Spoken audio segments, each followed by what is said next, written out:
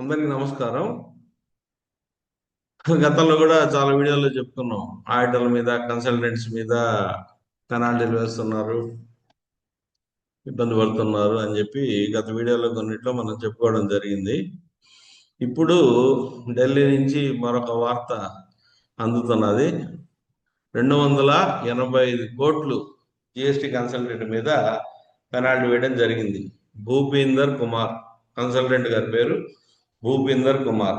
అక్షరాల 285,66,26,459 రూపాయలు పెనాల్టీ వేశారు. Section 122 (1) capital of the CGST act. ఇతని మీద వచ్చిన అలిగేషన్ ఏంటంటే, ఇతన్ని ఒక అతను కన్సల్టెంట్ గా పెట్టుకున్నాడు. ఆ కన్సల్టెంట్ గా పెట్టుకున్న అతను ఏదో ఫేక్ ఫార్మ్స్ క్రియేట్ చేయడము, దాని మీద డీజీజే వాళ్ళు రైడ్ చేయడము, ఆ ప్రొసీజర్ అంతా జరుగుతున్నా కానీ ఈ సేగల్ అనే అతను ఇతను ఎంగేజ్ చేసిన కారణం వల్ల అతనికి ఈ రిజిస్ట్రేషన్ ప్రక్రియలో అసిస్టెన్స్ ఇచ్చిన కారణంగా, అంటే 54 ఫార్మ్స్ మొత్తం క్రియేట్ చేశారు ఈ సేగల్ అనే అతను, అతని ఫ్రెండ్స్ అండ్ అసోసియేట్స్ వీళ్ళందరూ కలిపి.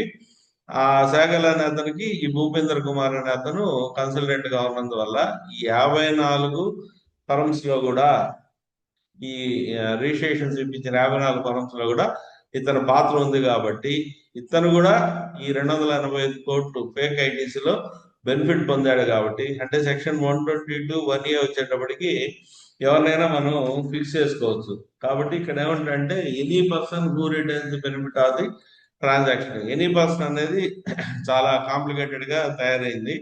సో 122 ఒకసారి ఆఫీసర్ కానీ ఇన్వోక్ చేయదలుచుకుంటే ఎవరి మీదైనా దాన్ని ఇన్వోక్ చేసేసుకోవచ్చు.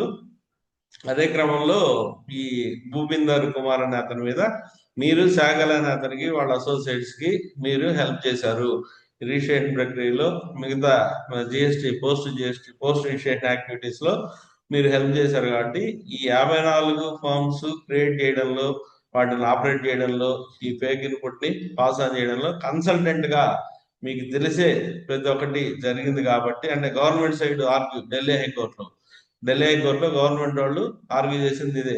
కన్సల్టెంట్ గా ఇతనికి అన్ని తెలుసు, మేము షోకాజ్ నోటీస్ ఇచ్చాము ఇతనికి, కాబట్టి ప్రతి ఒక్కటి ఇతను నోటీసులో పెట్టాము, ఇతనికి మొత్తం తెలిసే జరిగింది కాబట్టి ఇతను ఖచ్చితంగా పెనాల్టీ చెల్లించాలని చెప్పి 285 కోట్లు వేస్తే, హైకోర్టు కూడా ఆల్మోస్ట్ కన్ఫర్మ్ చేస్తూ లాస్ట్ బెనిఫిట్ గా మీరు అప్పీల్ ఫైల్ చేసుకోండి, మేము రిట్ జ్యూరిస్డిక్షన్ ఎంటర్టైన్ చేయమని చెప్పి అప్పీల్ ఫైల్ చేసుకొని పంపడం జరిగింది. ఇది ట్యాక్స్ మ్యాన్ వెబ్సైట్ లో జూలై ట్యాక్స్ మ్యాన్ వెబ్సైట్ లో దీన్ని ప్రచురించడం జరిగింది.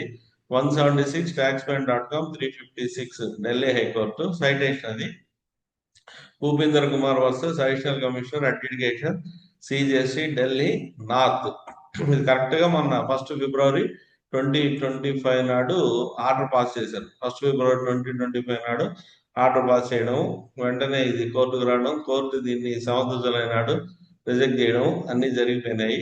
కాబట్టి మిత్రులారా, మీరు రిజిస్ట్రేషన్స్ ఇప్పించేటప్పుడు కానీ, పోస్ట్ రిజిస్ట్రేషన్స్ తర్వాత మీరు వేసే రిటర్న్ ఫైలింగ్ కానీ మీకు ఎక్కడైనా అనుమానంగా ఉంటే మాత్రం ఇమీడియట్ గా మీరు ఆ ట్రాన్సాక్షన్ ని స్టాప్ చేయండి. ఎటువంటి పరిస్థితుల్లో మీరు ఈ ట్రాన్సాక్షన్స్ లో, ఈ ఫ్రాడ్యులెంట్ యాక్టివిటీస్ లో ఇరుక్కోవద్దు. తెలిసి చేసినా తెలియక చేసినా ఒకసారి ఎనీ పర్సన్ మీద వాళ్ళు పెనాల్టీ వేయొచ్చు అనే సెక్షన్ వాళ్ళకి ఉంది కాబట్టి, నేను తెలిసి రిటర్న్ వేసాను, తెలియకుండా రిటర్న్ వేసాను, తెలిసి రిజిస్ట్రేషన్ ఇప్పించాను, తెలియకుండా రిజిస్ట్రేషన్ ఇప్పించాను, తర్వాత మనం ఎంత మొత్తుకున్నా కూడా గవర్నమెంట్ వాళ్ళు వినిపించుకునే పొజిషన్ ఉండదు. ఈ కేసులోనే హైకోర్టు కూడా ఎంటర్టైన్ చేయకుండా అప్పీల్ ఫైల్ చేసుకోమని చెప్పి చెప్పడం జరిగింది. కాబట్టి ఒక జిఎస్టి కన్సల్టెంట్ గా మనందరం చాలా జాగ్రత్తగా ఉండాల్సిన తరుణం ఆసనం అవుతున్నది. నేను గతంలో కూడా వీటికి సంబంధించి వీడియోలు చేస్తున్నాను, ఆ వీడియోలు కూడా చూడండి. చాలా చాలా చాలా జాగ్రత్తగా ఉండి మీ ప్రొఫెషన్ని కొనసాగించుకోమని చెప్పి కోరుకుంటూ అందరికీ మరొకసారి నమస్కారం. సర్వే జన సుఖినో భవంతు. థ్యాంక్ యూ, ధన్యవాదాలు.